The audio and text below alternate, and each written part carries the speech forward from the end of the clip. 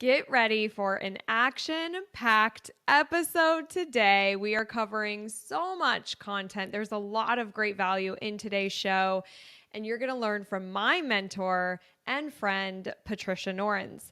Now, before I introduce you to her, I just want to share what we cover in this episode. There's so much great stuff in here. So we talk about goal setting and a specific method that Patricia's been using that I've also been using because of her, that has helped both of us achieve our Q1 goals early.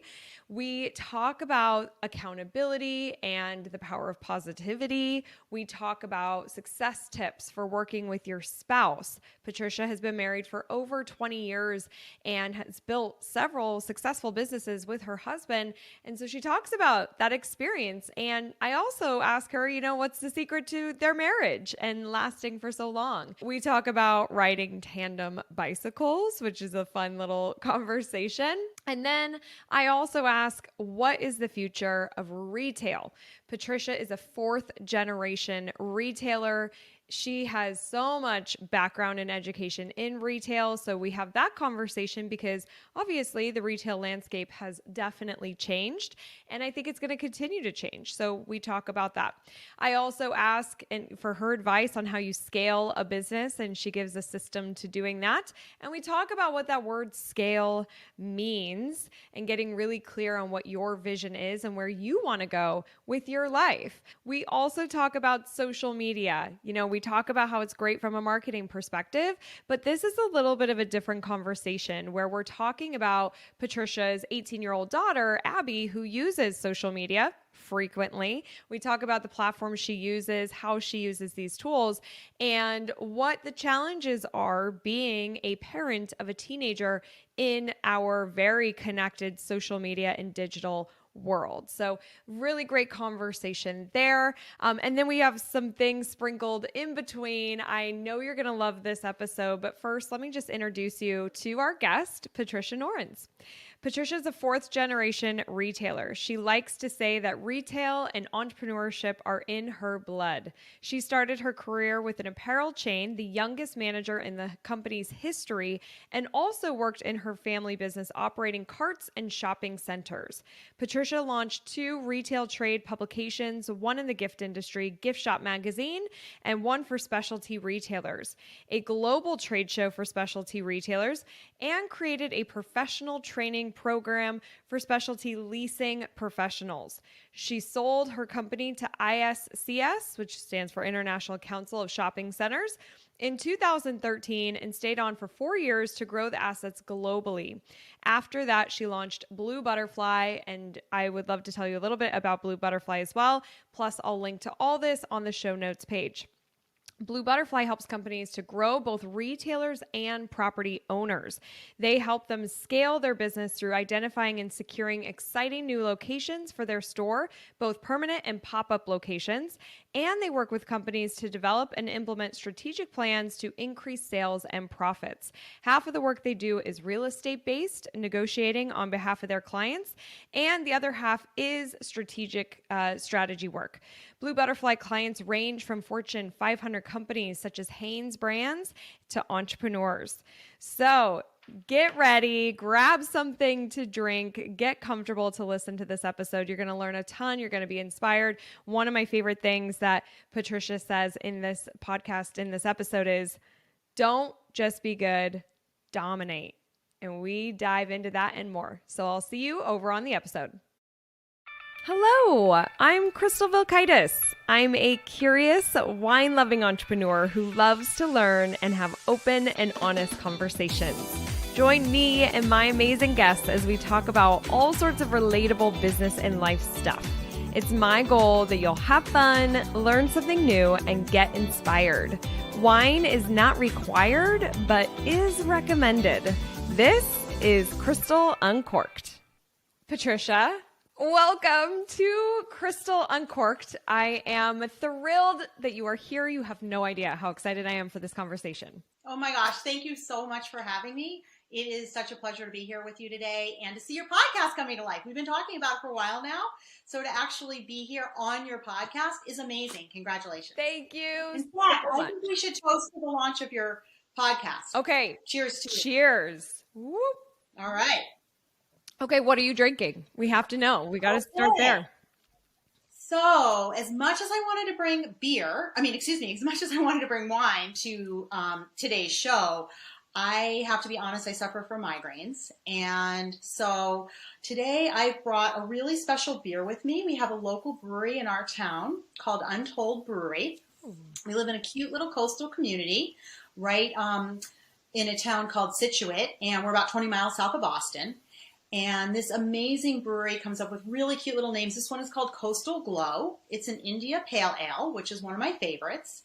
And they have really cute graphics and artwork, and it is absolutely delicious. There's a lot of undertones of fruit, and so I really love it. It's perfect. Today we're having an unseasonably warm day here in March, so it's perfect for the weather. Oh my gosh, what do you have today? Delicious. You know, so we're like opposites because I love beer, but beer does not love me. So I'll have it occasionally, but I get stomach aches versus migraines. So hence, Crystal Uncorked. I'm actually doing a bottle that I drank on episode 4, I think, but it's a white wine, and I didn't want it to go bad. We're not a big white wine family, so I'm totally having this when I talk to Patricia. Plus, it is like almost 1 o'clock here, so I didn't want to go for a big, bold red during the middle of the day. So good. I love that can, and I have had the opportunity to be in your town with you, which was such a special weekend. We did some amazing brainstorming together. Such a cute town, and I want to take things to the beginning of when we first met. I'll never forget it. I don't know about you, but that jewelry show in Atlanta, I mean, you asked me that question. I shared this on episode 4, 2 big things you helped me with, but that question of how big's your list? And I'm like 50, Boy, have you come a long way since Oh my days. gosh, a long way.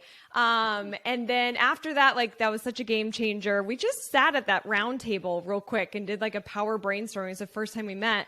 And I called you afterwards, was like, do you want to be my mentor? I'll work hard. And you thankfully said yes. And we have actively been mentoring since 8 or 9 years ago, which is really cool because I feel like a lot of people might mentor for a year or 2, but I feel incredibly lucky to have spent all this time with you.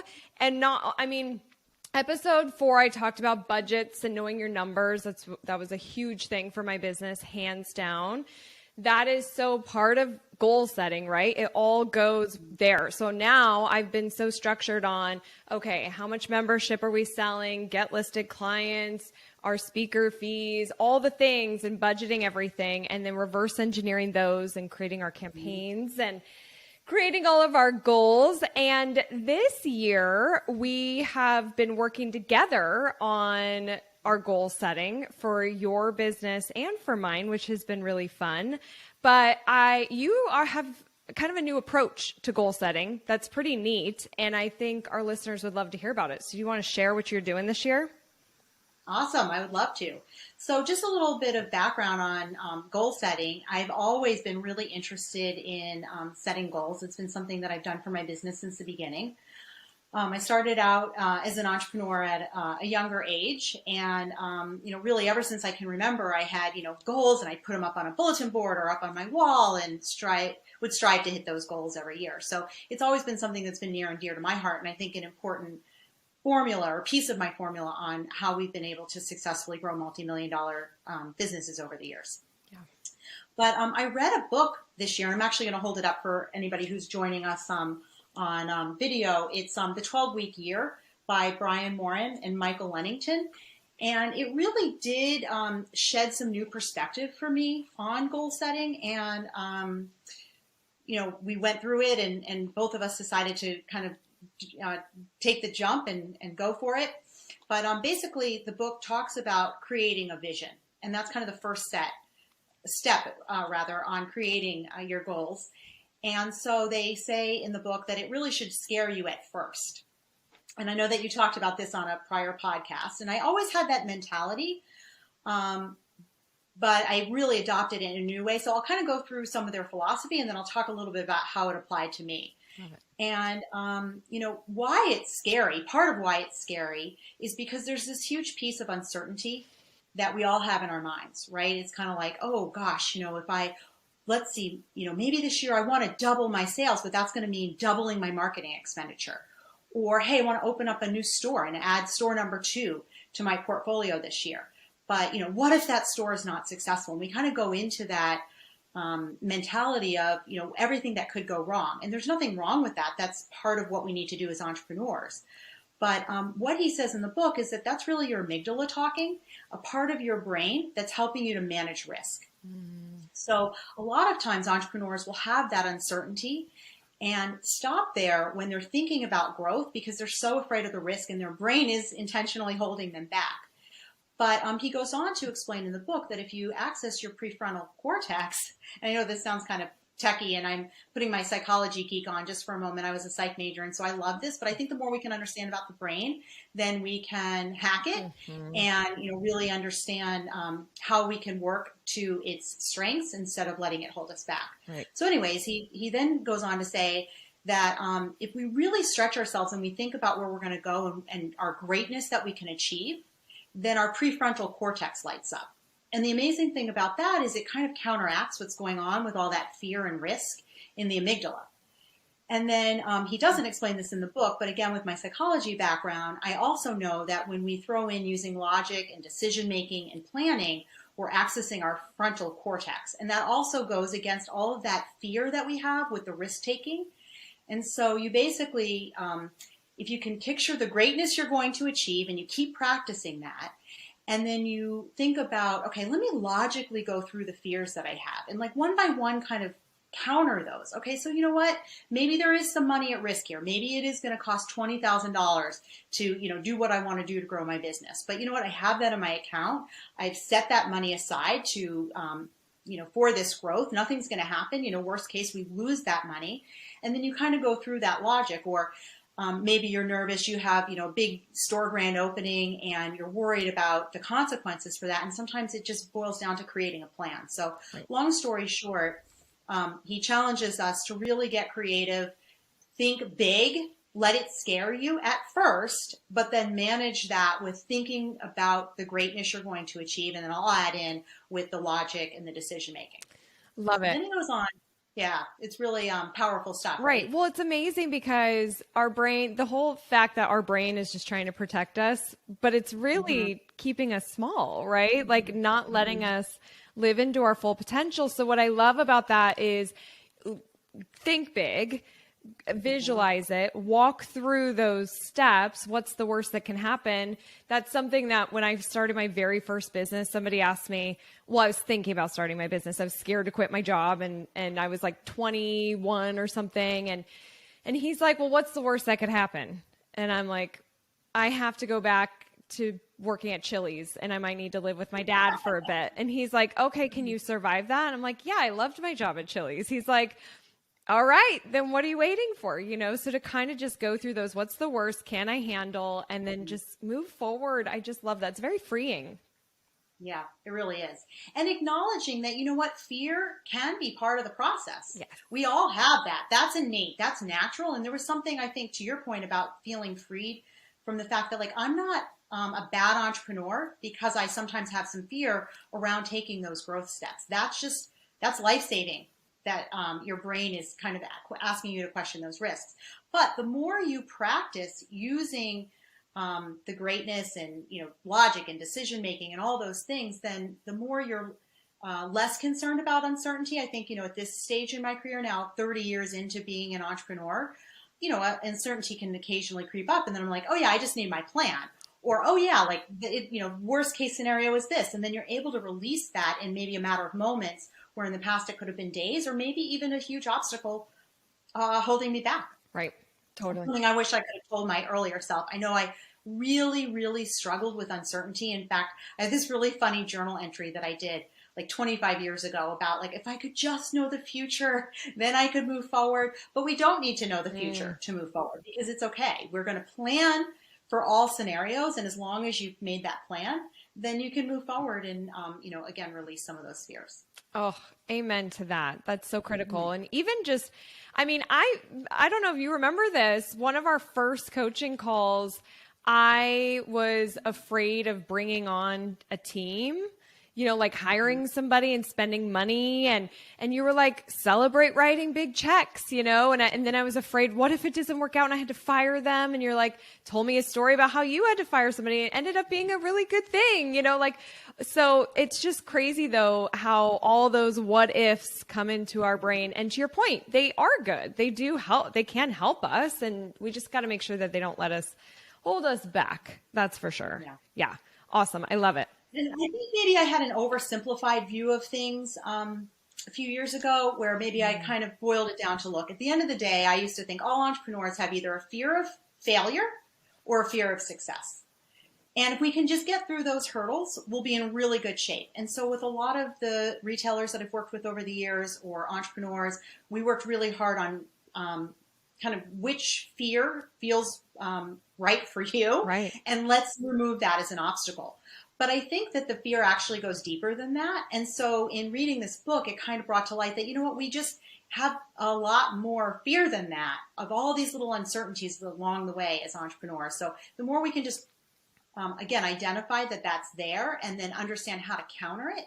To me, it's just a helpful tool to have in the tool belt. Totally. Now, something else with this book, it really approaches your planning from a quarterly base, right? Versus looking at the entire year, hence the title, 12 Yeah. weeks. So speak to that a little bit, because I feel Yeah. like year-long planning for me feels really hard. I don't know. So much can happen in a year, and how can I really say where we're going to be in a year? I still do my yearly budget, and I'm checking in on that, but there's this whole, method to this 12 weeks. So share with us. Yeah, totally different mindset than where we had been, right? The traditional model is that at some point the prior year, maybe it's November or a little earlier, October of the prior year, you're thinking about the next year and you're kind of like, okay, here's where I went for this year. Here's my history. If you have some history, and, generally we have a 10% increase every year. We'd like to plan for that again, or maybe you up it a little bit to get more aggressive if you've got some growth taking place. But the challenge with that, he proposes in the book, is that it could be holding you back. Every year you're kind of just stuck with a number because that's the number you've been using historically. Right. Furthermore, he says you put these numbers down on paper and then you're all geared up and fired up the first couple of weeks of January and sales are starting to happen, but it's easy to kind of feel like you have the whole year to make your numbers. So maybe you kind of take it easy a little bit in January, maybe even in February. Then by March, you're like, uh-oh, I'm falling behind a little bit. And then you're scrambling and things don't feel great. And then worst case scenario, let's say you get to the end of the year and by like October, you're like, oh my gosh, my numbers are way off for the year.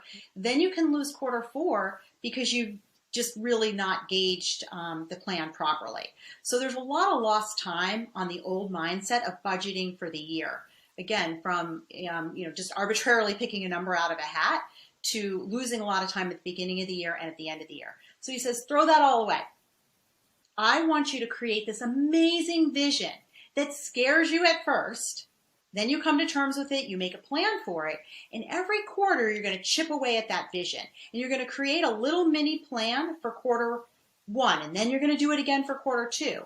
And what's great is you're going to measure along the way, so you know how you're doing. And like you said earlier, you're going to reverse engineer it. So you go with your plan for the quarter, then you say, okay, what's my plan for each month in there? And then what's my plan for each week? And that made a whole lot of sense to me.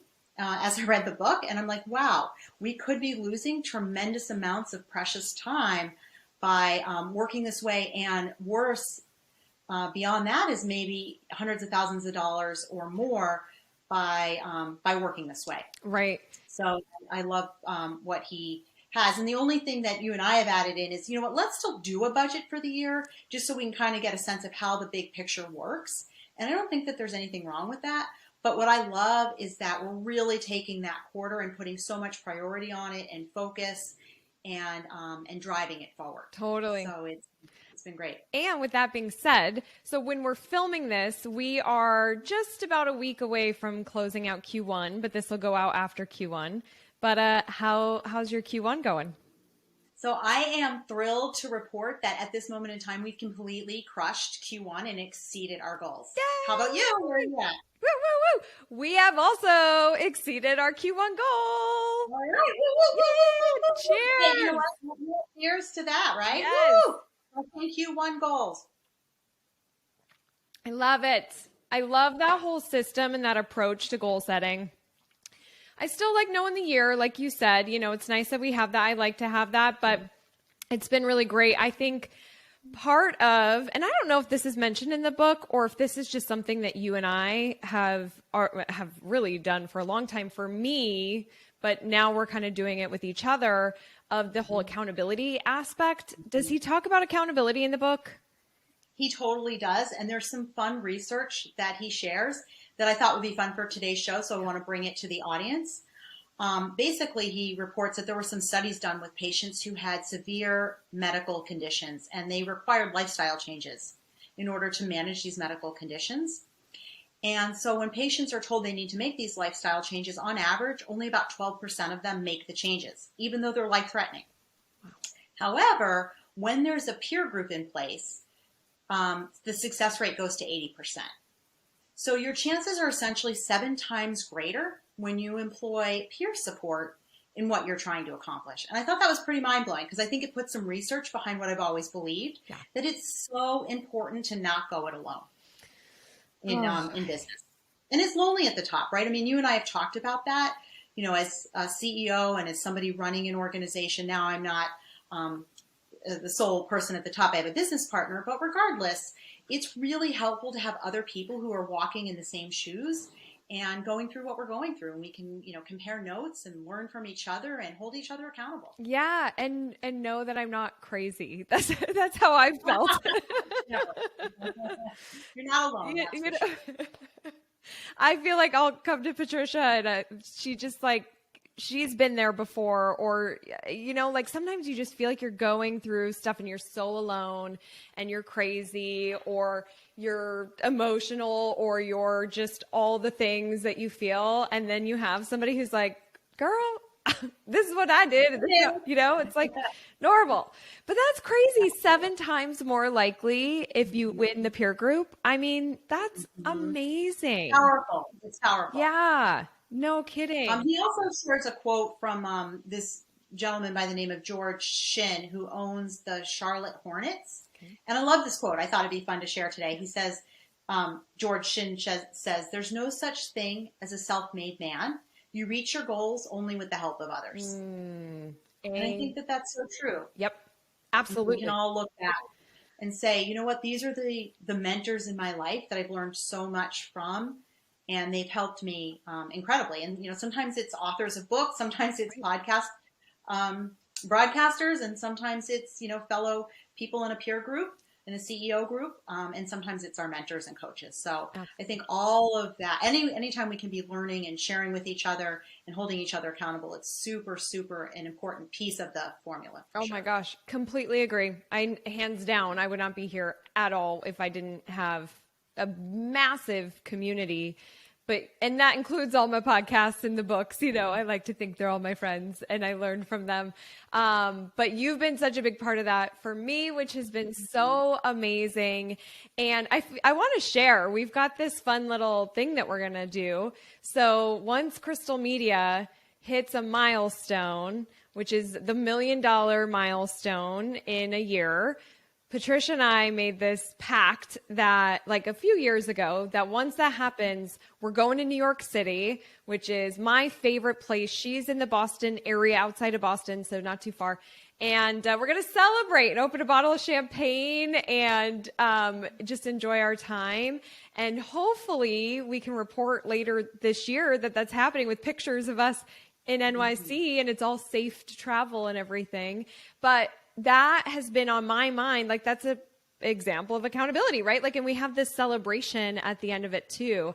And I think that's something that's so important, is that when you are hitting those goals, you do celebrate. So easy to be like, cool, did it. on to the next, and really making sure that you have celebration. So I'm glad you're hitting on that point, because he does talk about that in the book too. And I am not in any way affiliated with the book, even though it sounds like I am. I'm just really excited by it, because I felt like it really kind of broadened my horizons on goal setting, which, like I said, is so near and dear to my heart. But he does talk in the book about, at the end of that 12-week period, you're in week 13 essentially, or the week 1 of your next cycle. That week, taking a moment to really pause and look back at, how did the prior quarter go? What was successful? What didn't work? And did I hit the milestones that I set for myself? And really being candid with yourself. And in fact, he encourages people, even once a week and then monthly, to be measuring and monitoring and meeting with a peer group. But for sure, there should be some time spent at the end of that quarter. And even he talks about, they do a week retreat in their company, and go, celebrate if they've hit some big goals. So it is important to pause and celebrate, because it's so often we're like, oh, we hit that, and then it's like onward and on to the next thing. But it's important to really savor those moments for a bit. Totally. Yep. Okay, that's awesome. I'm going to shift gears a little bit, unless there's anything else that you want to share from this book that you're not affiliated with. But I think maybe it's important to just sort of, like, on a final note, wrap up, how did the book impact me? Yes. So I think it's a really good reminder that we can all set goals that are really good, right? And they're like, okay, yep, those are good goals. But it's kind of like, let's focus on, how do we get to the great? And that's, for me, like, there's an important distinction between the two. Yes. And again, I keep mentioning a lot of quotes, but I heard a quote recently that kind of tied in with this book, and it said, don't just be good, dominate. And I was like, whoa, yes, right?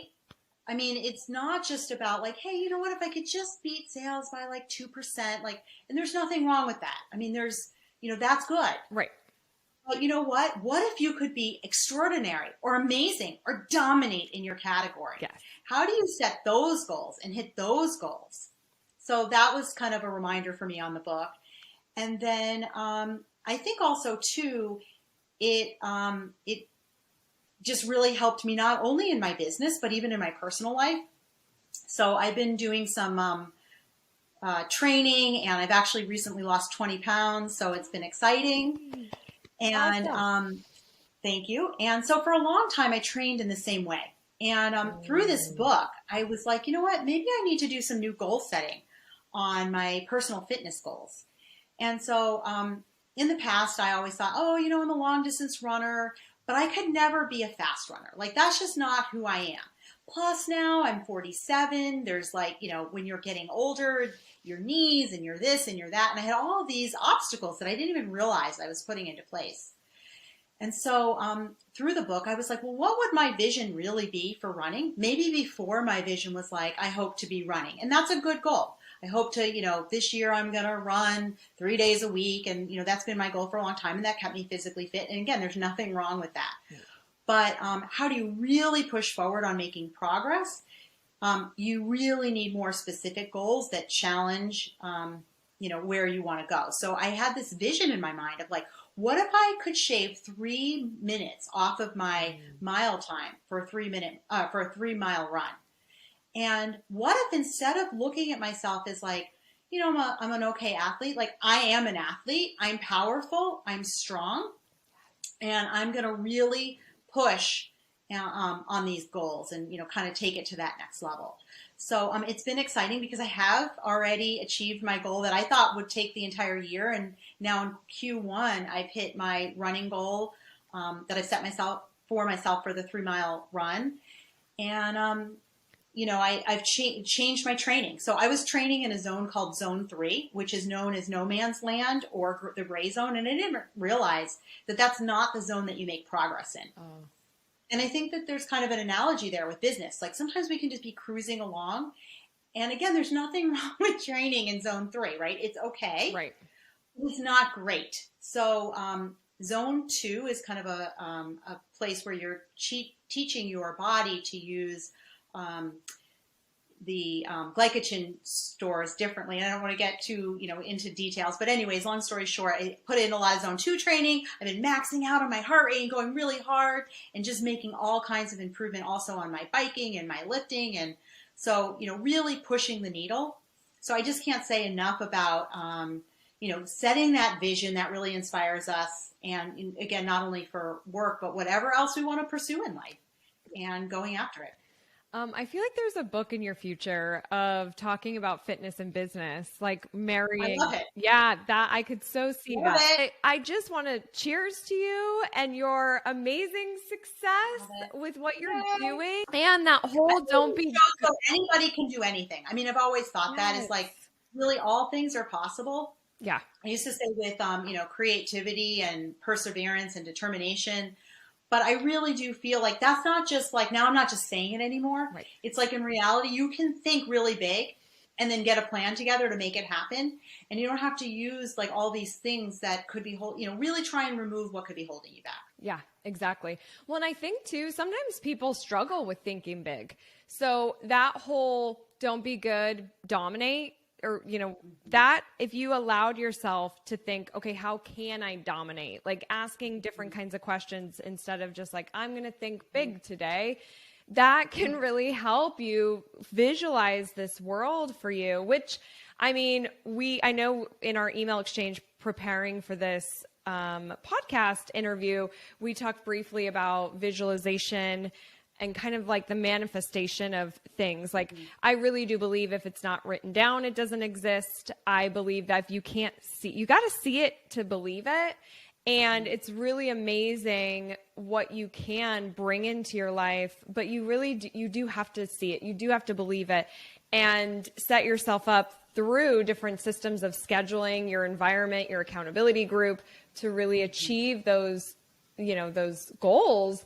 And I agree with you. Anybody can do it. You really can. It doesn't mean it's easy. Let's be honest, right? I mean, there's definitely challenges, but yay. I am so glad that you're just crushing it on the business and fitness side of this year, which is amazing. Now, we're going to switch gears a little bit because in your previous entrepreneurial world, when you owned your publications, and even today, you work with your husband, Adrian, and you guys have been married for over 20 years, right? Mm-hmm. And we're coming up and celebrating our 25-year wedding anniversary this summer, and 30 years together, which is incredible. I can't even believe it. Oh That's my insane. Gosh. How is that? Wow, 30 years. How is it possible, right? Yes. That is so awesome. So Dustin and I don't work well together, like in a working fashion. We're great together as a couple. When we work together, it's very challenging. So I really am fascinated by couples who can work well together. Do you have a few tips for success that you could share with me and my listeners about working with your spouse? Sure. Well, first, I want to start with full disclosure that when we started working together, he still had a job at a publishing company, and I had started our publishing company, and he was helping me on nights and weekends. So we kind of started out in a part-time capacity, and we thought, oh my gosh, this is amazing. This is great. We worked like that for a couple of years. Our own publishing company was growing, and we really hit a period of time where it was like, gee, it would be really great if Adrian could help out in a more full-time capacity. So he gave his notice and he joined. And then I have to tell you, 2 weeks in, I was like, oh my gosh, not only is this not going to work out from a business perspective, but we are going to get divorced over this. This is a nightmare. Oh. What did we sign up for? I am positive he was thinking the same thing. We were coming home and just, yelling at each other and fighting. And we found it to be really challenging. So I had no idea. In some ways, I'm thankful, though, that those first 2 weeks were really rough because it forced us to kind of sit down and say, hey, now that we're working together full time, that looks very different than working together part time. So let's create some boundaries. Let's create some defined roles for one another.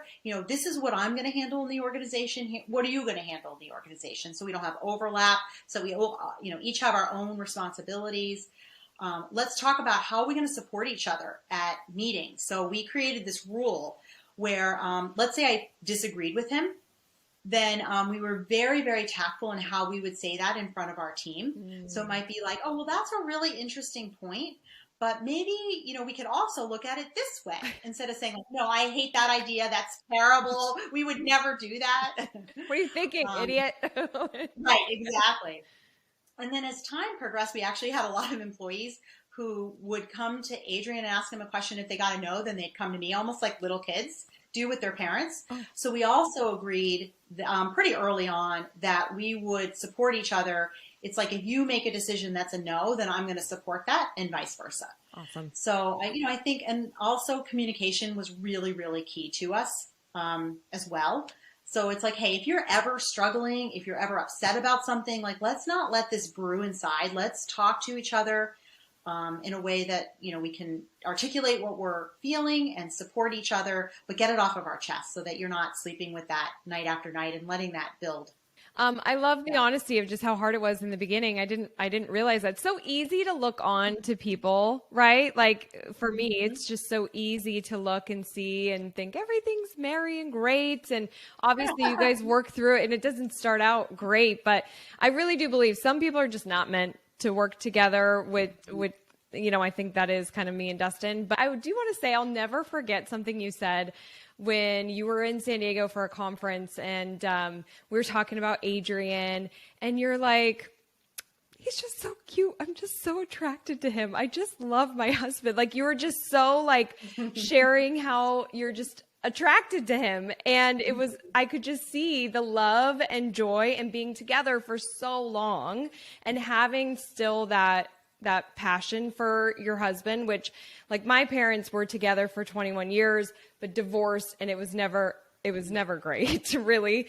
So it was so cute to see that. And after building businesses together, you guys have been together for a while. Dustin and I talked about this on our episode of what we think, makes a long lasting relationship.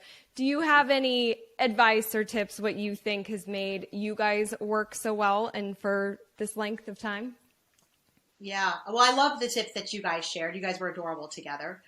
I think that really for us, it's about supporting each other through thick and thin. So, I always feel like for Adrian, maybe I was more the visionary on our prior business. And I've recently had a chance to sit down with him and really thank him for supporting me and what my dream was and being part of that dream and coming along on the ride with me and helping us to achieve growth through his commitment to my vision. Yeah. And then it was funny because the next day he came back to me and he said, you know what, I want to thank you for supporting my vision on where I wanted to go over the last 5 years with our real estate. And so I really think that we are supporting each other in our vision, not only from a work perspective, but also from a personal perspective. Right. So sometimes he says, hey, you know what, I want to head up to Vermont and do 2 days of mountain biking in the woods because that makes me happy. And at first it's, when he would do things like that, I would be like, oh, don't you want to spend like every waking second with me? I don't understand. Why do you want to go be your own person? But I realized that that's created a very healthy marriage for us, is that we have our shared interests and some of the things that we love to do together. We support each other, but then we also have some time where we're doing things apart. So, maybe I'm out in the garden for hours and I don't see him and he's not like, hey, why aren't you coming in here? He supports me in that gardening dream that I have every summer. And I support him on his 5 types of biking that he loves to do. Yes, love it. 5 types? Is that what you said? Yeah. Yes. There are 5. No joke. Our garage looks like a bicycle store. He mountain bikes, fat tire bikes, road bikes. We have an indoor bike, and he has a racing bike as well. Oh, wow. Yeah. That's a lot of biking. That's a lot of biking. Go, Adrian. That's awesome. How fun. No, like, motorcycle biking though, right? No, this is all powered by his legs. Yes. In fact, last year he rode 5,000 miles. So he rode from Boston, like, not in reality, but like he could have theoretically ridden from Boston to California and then almost back home again. That's how many miles he did last year. Wow. That's insane. Pretty crazy. How cool. What an accomplishment. That's really neat. It's fun. He loves it. It's his, passion for sure. Yeah. So I'm happy to support that. I love it. Don't you guys do tandem bike riding? Haven't I seen Oh that? my gosh, I forgot. We have 6 bikes. We have a tandem bike. Yep. And people tell me I'm nuts because he's the one that gets to be the taller person, sits in the front, and he is the taller of both of us. So he has all of the access to the brakes, and that does make for some crazy rides. Occasionally, I'm saying a few choice words from the back, like, can you effing slow down? Yeah, I'm sure. As we're really accelerating down a mountain in Vermont. Oh my But God. we do have a lot of fun on it, and that requires, I mean, that's like the epitome of teamwork. You know, every pedal you're taking together. And what's so amazing is like the first ride of the season is always terrible. It feels really wobbly, and I scream at him because he'll stop a few times and he doesn't tell me he's stopping. But like a month in, there's this intuitive thing that starts to happen. I know somehow he's going to be stopping. Like, not because I see a car, but I feel he's going to stop. Oh. I feel he's going to accelerate. I feel he's going to change the cadence. And it's bizarre how you start to read each other's minds and you get so in sync. And I think this is going to sound really corny, but a beautiful metaphor for our marriage.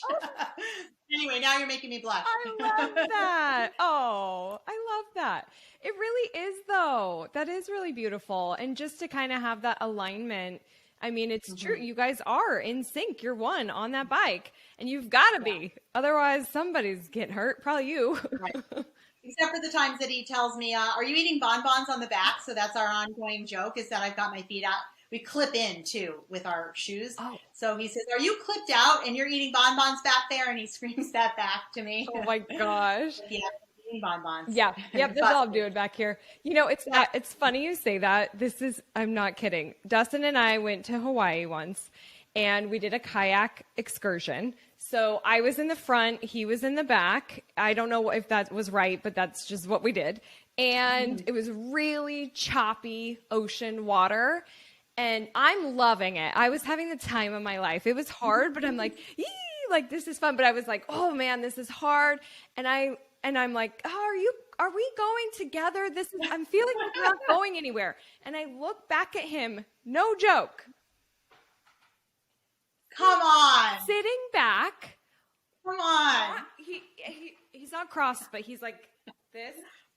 Yeah. Not just moving. relaxing. Not moving his arms. He got tired. He didn't feel like continuing. He's just taking a break. hanging out, enjoying the water. While I Wow. am working my ass off to get us to and we're way in the back of the whole pack of everybody. We're way in the back. So if you ever go kayaking with Dustin Pizer, put his ass in the front because he's not going to do anything. Now we know. Yeah. Now we know. Now we know. Adrian may not want to tandem bike with Dustin. No, I would never. I would never do that. That would be terrifying. Oh my goodness. Okay, so going back onto the entrepreneurial world, you have such an entrepreneurial life. Like before we started filming, you said how you started your first publication when you were 14. And I joked because I was a dishwasher at the Love and Oven when I was 14. So I was working, but I was not starting businesses. But you grew up your family is entrepreneurs, and I know that your uncle has been very influential with you. I think everybody has, right? But specifically your dad and your uncle, there's a couple things you've learned from them that I would love for you to share with me and the audience. Awesome. Well, first I'll say that I am a 4th generation retailer and entrepreneur. So I do feel somehow in our family jokes around, somehow there's entrepreneurship in our blood and retail in our blood, because I'm also a 4th generation retailer, which is pretty extraordinary. Yeah.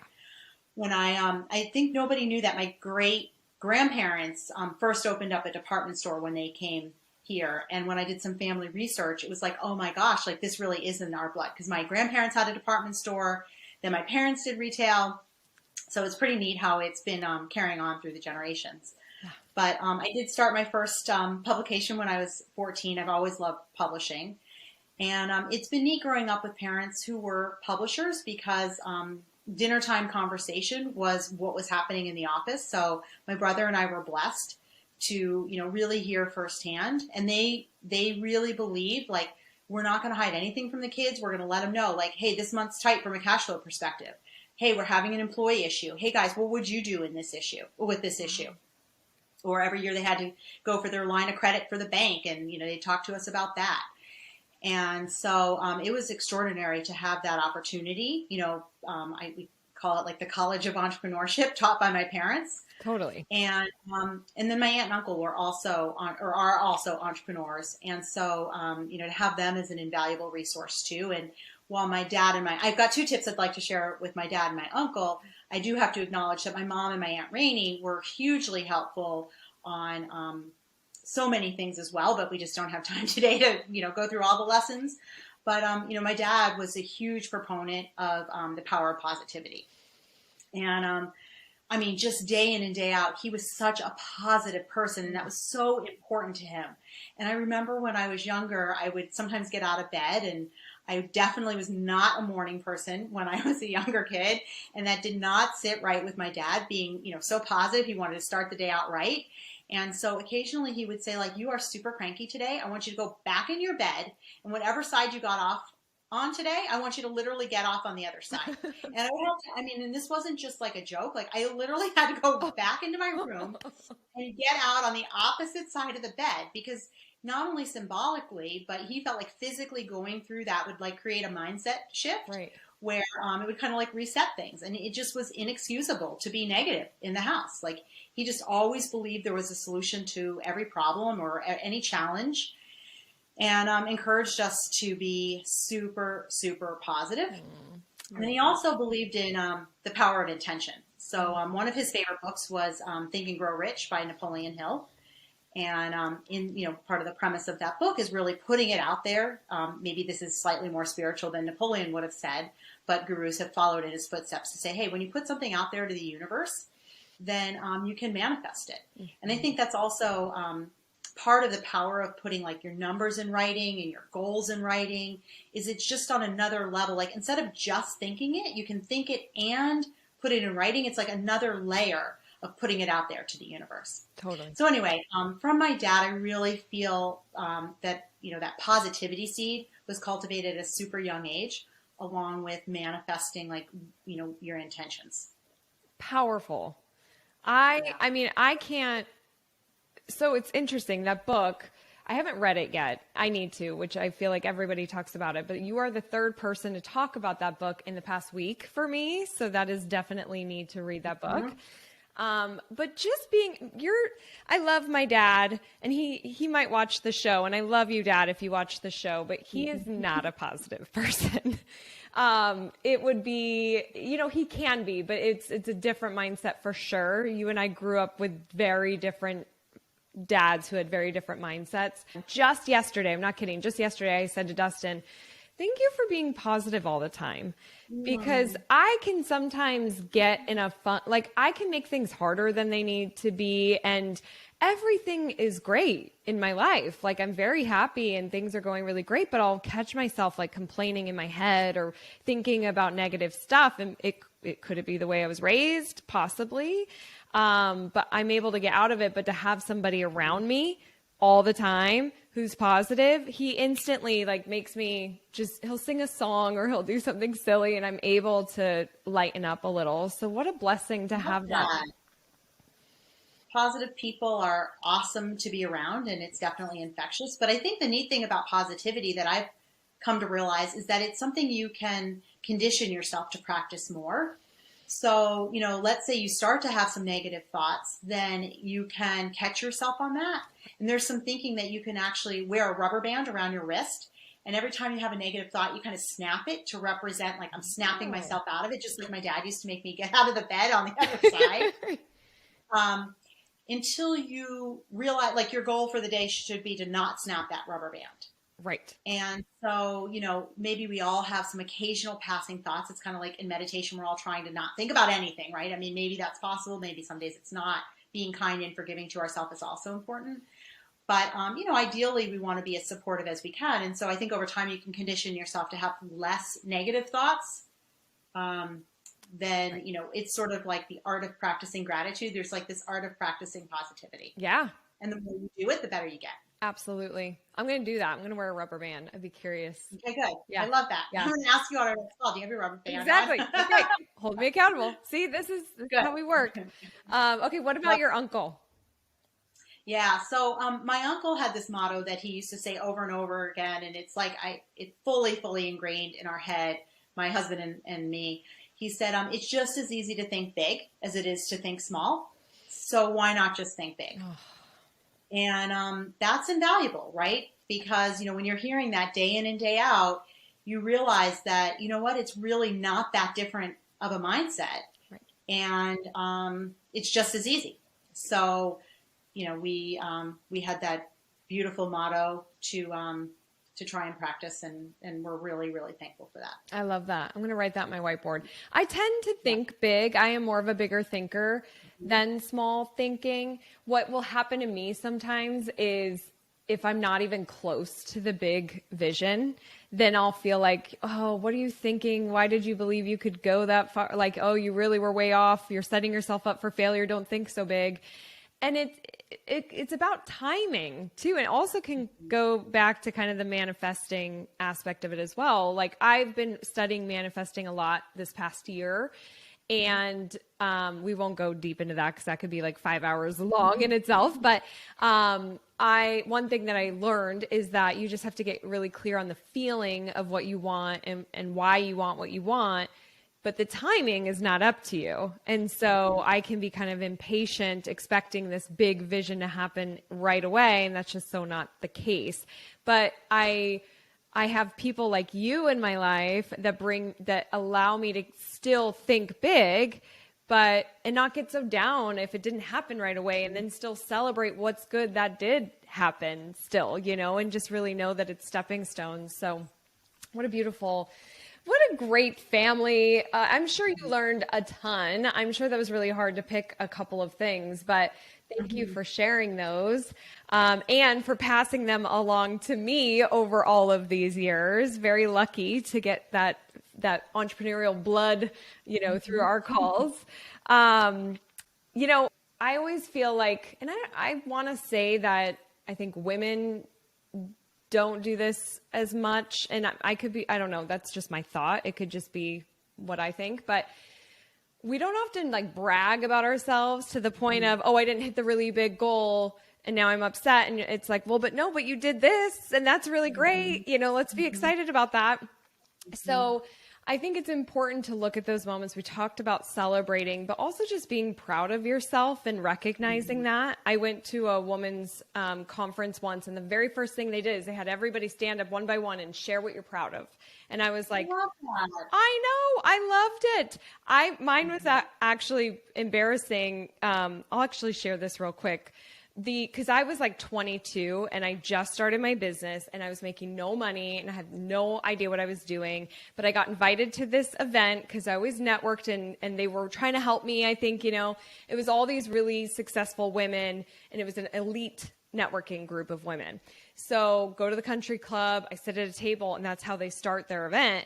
And I'm at the table that goes first. I'm the third person I'm the third person that has to speak. So lady number one goes, I have no idea what anybody says because I'm thinking to myself, what am I going to say? What am I going to say? Mm-hmm. So lady number one goes, lady number two goes, I stand up and go, I'm just glad I got out of bed today. And I just start crying.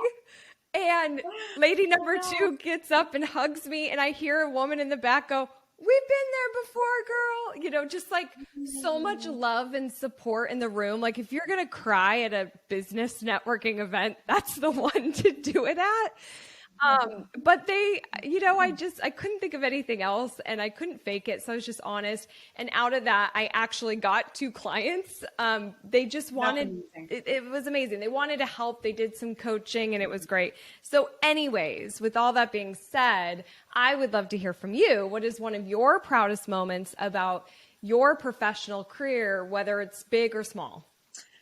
Well, this kind of ties into what you're talking about on your last podcast. And when I was hearing it, I'm like, hey, I think this might be one of the many reasons why we connect so much. But really, what's so important to me and what has, kept me motivated, or a big piece of what's kept me motivated over the years, is every time a retailer sends a note or an email or gives me a call and says, hey, I heard you speak at this conference, or hey, you did some coaching for me 2 years ago and as a result, here's what's happened for my business. Or, I got one letter from a gentleman that I had, he was a client. He did some advertising and exhibited at our shows for years. And he's just out of the blue, he sent me this note and said, I just have to tell you what a difference your company has made to our family. You've helped us put food on the table. And so it's those things, I actually have his notes saved, and I just have some of those memories of people coming up to me. And like you were talking about, it's like, you just hope to, when you speak at a conference, regardless of how many people are in the room, if you can just make a difference in the life of one person, you feel like you've done your job for that day. Right. And so I think I'm most proud of just feeling like I love giving. I love entrepreneurship. I love business. I feel like I've never worked a day in my life because that's how passionate I am about entrepreneurship and business. Yeah. And so if I can pass on a few nuggets of information that helps somebody to grow their business and put food on their table for their family, or, I can share my passion and they have that same kind of passion because of me, then that's what gets me excited. Yeah. Every day. That's a big impact. I mean, you've had a lot of impact on so many people, and just to I love that people are reaching out and sharing that. People don't always reach out, right? And sometimes you come across people and they share stuff and you're like, really? That's so great. But I mean, people are busy and I get that. But when they do, that's what makes it so special for sure. Exactly. I know. I love that. I have a testimonials folder that I keep everything, even if somebody's just like, thank you, thank you, thank you. Good job. Because if I ever have a bad day, I go right to the testimonial folder. Yeah, that's brilliant. Just read through. Okay, so speaking of retail, what is the future of retail? Yeah. So listen, I really believe from the bottom of my heart that physical retail will survive the test of time. And why is that? Because I do believe that we all have this desire to want to discover new things when we go out shopping. We want to touch things. We want to try things on. And the online shopping experience has come a long way. Right. But in my mind, it's never, ever going to replace that experience we get of going in a really cute shop and finding a really cute pair of earrings that were custom made by a local artisan, and then having the gift shop owner talk to you about that artisan, and maybe the gift shop owner recognizes you or even refers to you by your name. Right. Wraps them up for you because you're giving them as a gift.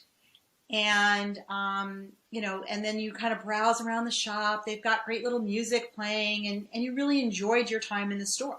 Right. So, in my opinion, physical stores are always going to be part of the equation. And what's neat about omnichannel retail is that online supports physical and physical supports online. And I actually had a couple of stats that I wanted to share. 96% of people who buy from a retailer's website also have a desire to visit that retailer's physical store. Wow. So the overwhelming majority of people, yes, they're buying from that retailer online, but they also have a desire to go into store as well. And more than 50% of shoppers said it's important for a retailer to also have a store in close proximity. So long story short is, they want that store experience. I know for me, I do. And, I think it's always going to be part of the retail landscape. Yep. And I totally agree. I think that it is a hobby for people that experience something to do. They do want to touch and feel and experience. And I do feel like retail is going to change, and obviously has changed. And I think that there's a bigger opportunity for independent retailers than there is for big box. To your point of they recognize you, that service, they know the artisan, they're wrapping it up, and it feels like home almost, like going into these stores. A big box has to work pretty hard to achieve that. It's just different. Yeah. And it seems today it's not about that customer service experience. That art has kind of gone away from the big box stores. Right. And I think there's a huge opportunity for the smaller independent stores to compete on that level for sure. For sure. I completely agree. Yep. So I do think it's going to look different. And I definitely do think e-com is going to grow. We are seeing it grow. We're seeing more independents sell online now. And I think that can be just an advantage to your business. It's just another way. Like you said, it's omni-channel. You have another way for customers to shop with you now. So you create convenience. But I agree. I don't think that's going away. And I think it's actually a beautiful opportunity for independents right now. So definitely. And I mean, I think the independent stores who are able to take advantage of the opportunity to shift some of their business online and, like you said, use that channel. And then also, maybe in the past, some of them were not fully leveraging marketing, but I think we're seeing more and more independent retailers understand how to use social media to grow their business and grow their sales. So, more and more are getting into that. And I think that'll also be an important piece of their success as well. Right. Moving forward. I totally agree. Now, on that same point, let's say that there was a retailer or even a small business that just was ready to scale. Like I kind of think of my business, I've had it for 8.5 years. We have a really strong foundation. We have a good team. We have systems. I'm ready to scale the business. This is like live mentoring. What would you, what kind of feedback or advice would you give to really help go that next level and scale? Yeah, I think it ties in to the conversation we had earlier, which is really carving out some time to create that vision. So that vision just doesn't always come to us as like, this realization as we're driving in the car or we're in the shower. I mean, sometimes that's when our most creative moments can happen, right, as we both know. But the reality is too often we don't spend enough time in strategic mode. So I would encourage people to literally on their calendar, carve out time alone in strategic mode and time with their team in strategic mode. And, get huge white marker boards, or we get those huge Post-it note sheets when we do our company retreats. We put them all over the room. We've got different colored markers and, we're throwing out all kinds of ideas together and really building a plan for where do you want to see your business grow, and really saying, no idea is too crazy for the sake of this brainstorm. Right. No idea will be, poo-pooed, we call it, and, shot down. Right.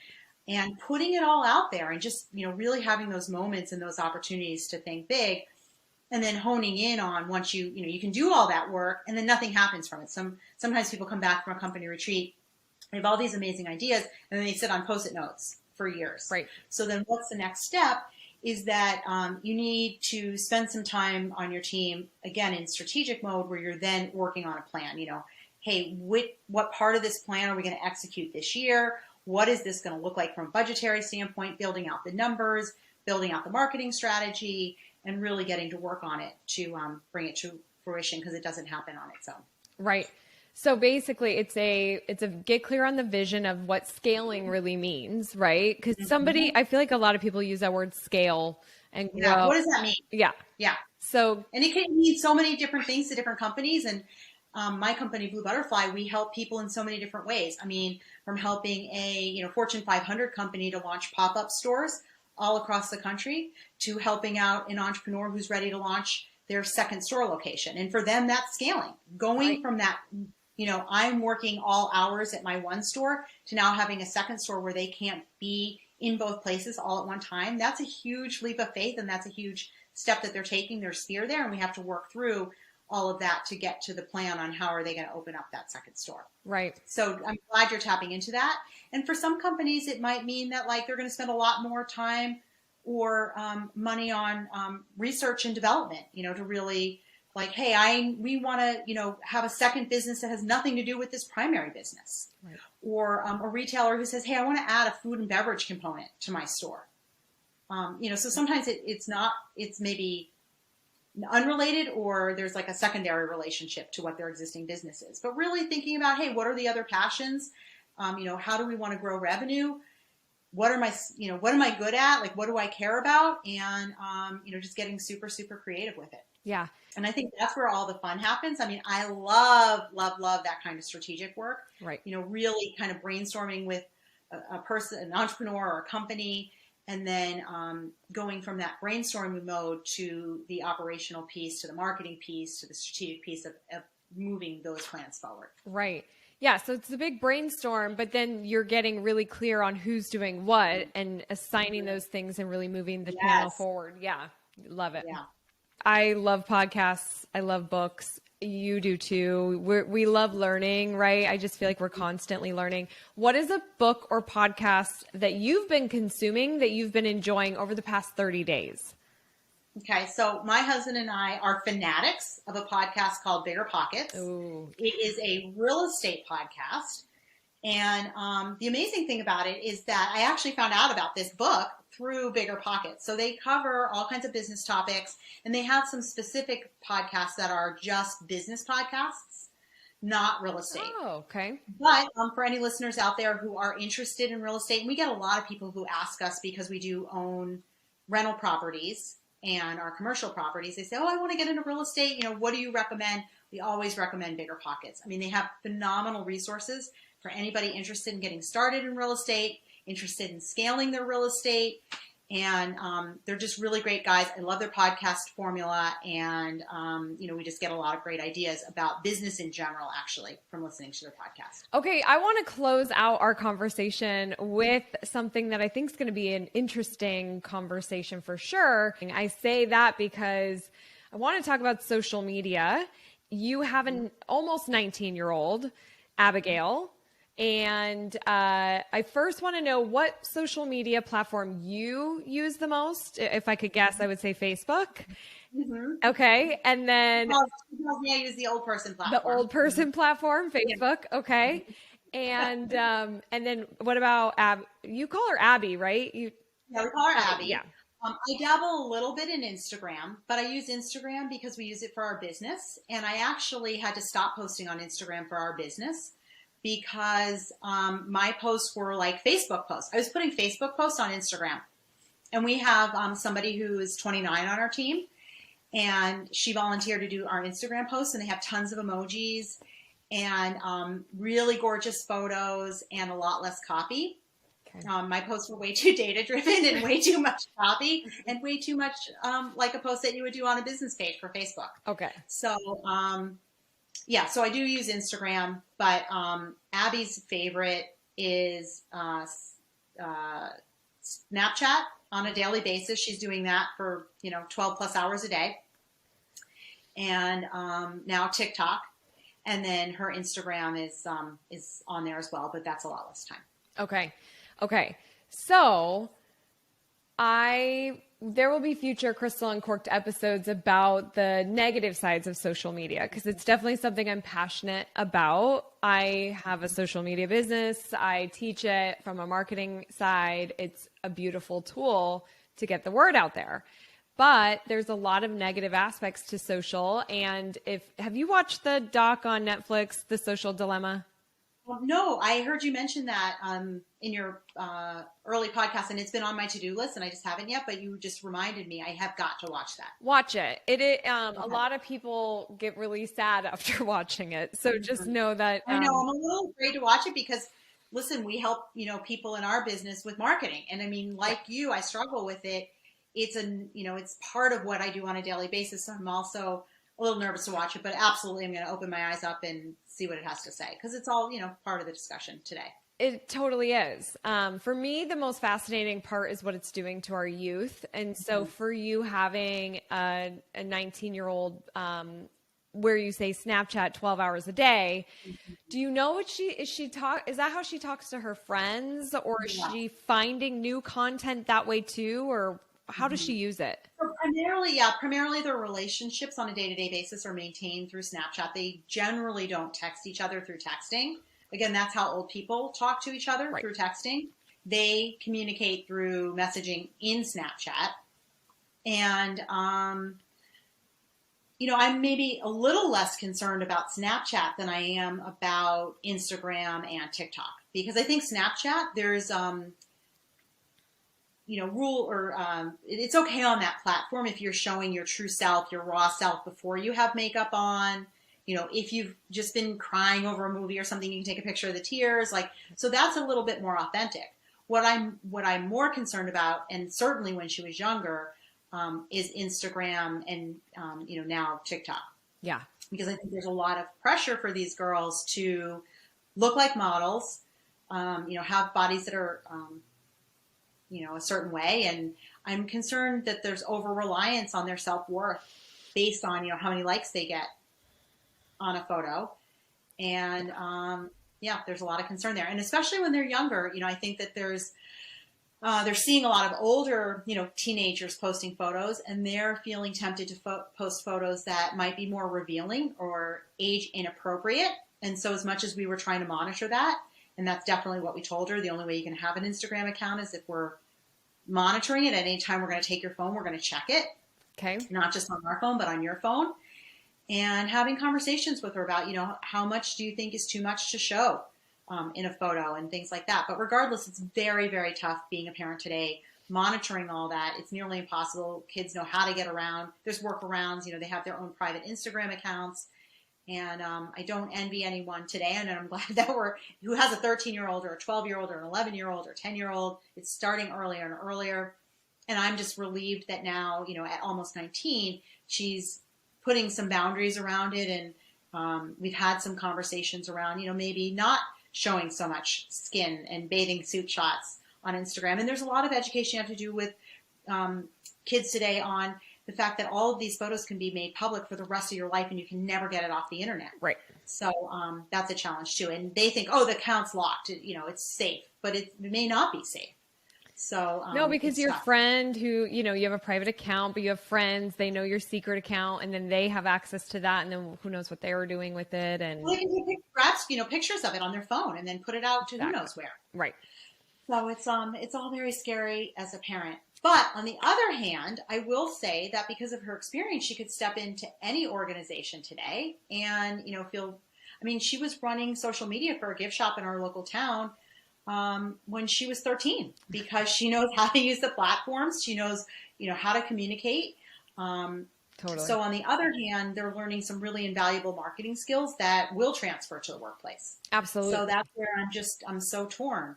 I know it's it's a very weird dynamic with social media, because I agree because there's this side of it that I'm loving, the creativity that is coming out of these kids. I'm majority of my time is spent on TikTok. People would think I'm too old to be on TikTok. It's supposed to be for the youngins, but I really like the content that's being produced there. People are so creative, and I'm just wildly impressed with what they're doing. And when I say kids, I'm saying like probably 18 to 25, that age group is creating some really cool content and really putting themselves out there and have these massive followings. And it's really neat to see what they've been doing from a marketing perspective. I love that you guys, how you work with Abby with social in having those boundaries and asking her those questions, because I really do. You're right. They're going to work around. A parent can be like, oh, you can't go on these platforms or whatever, but like they're going to figure out a way for sure that the parents have no idea how they did it or where to look.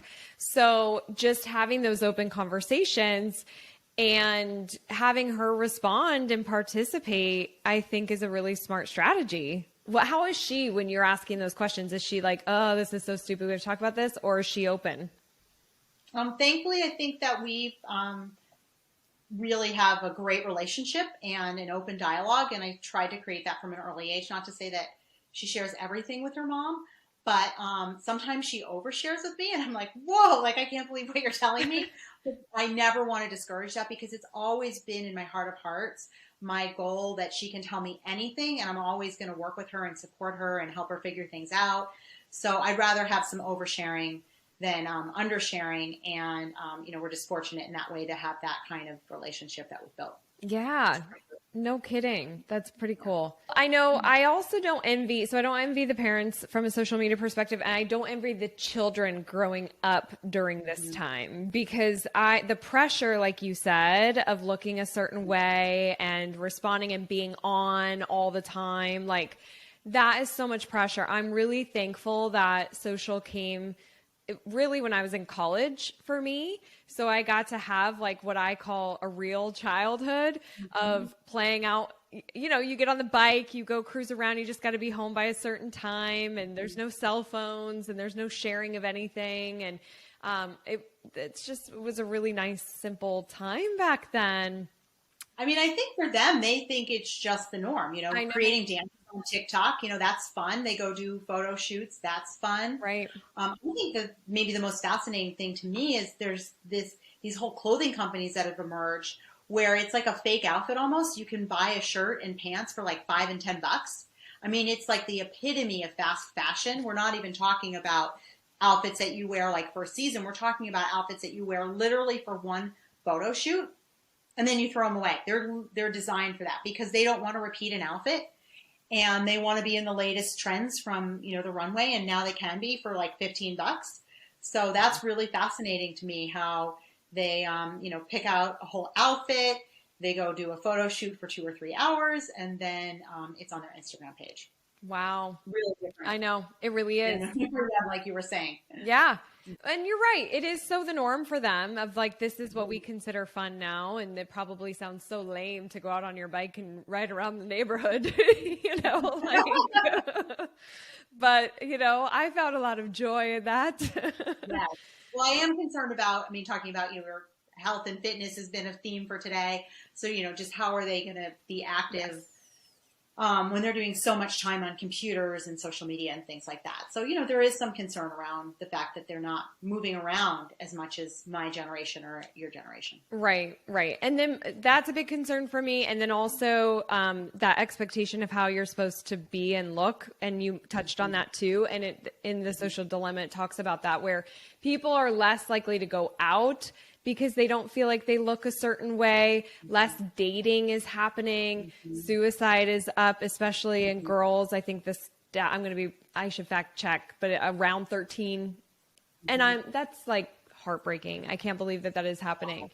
So there has to be something there that we can help with our youth. And I'm kind of on this mission to try to figure that out and put that out there with Crystal Uncorked and anybody who's listening. And there's some great resources out there that I'll link to that are helping.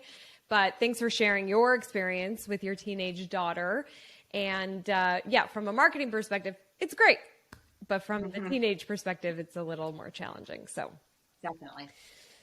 Patricia, I'm checking my notes because I'm still, this amateur podcast interviewer, but this has been so much fun. Thank you so much for your time.